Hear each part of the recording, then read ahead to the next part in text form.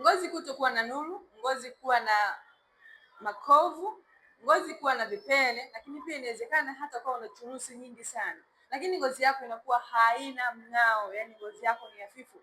Hali hiyo imekufanya kutumia sabuni nyingi za kemikali na ambazo sio za kemikali kwa lengo la kwenda kuboresha ngozi yako, ikawa haujapata matokeo ambayo unayahitaji, aidha ngozi yako irudi katika hali yake ya kawaida.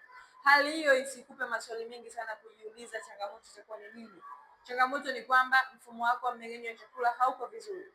Ukiwa unapata choo kigumu au unapata choo mara moja kwa siku tu au mara moja kwa wiki au mara 3 kwa wiki, hiyo inapelekea kuenda kuathiri mfumo wako mzima wa mmeng'enyo wa chakula na kuathiri ngozi kwa ujumla. Ikiwa ni wewe unapitia hali hiyo, yani unatumia vipodozi vikali lakini bado changamoto yako imezidi kuwa pale pale au inazidi kuongezeka siku hata siku, nipigie kwa namba zangu ambazo zipo chini ya video hii ili niweze kuendelea kupata suluhisho moja kwa moja na changamoto yako. Nimeshasaidia watu wengi sana ambao wana shida kama hapo na wameweza kupona kabisa.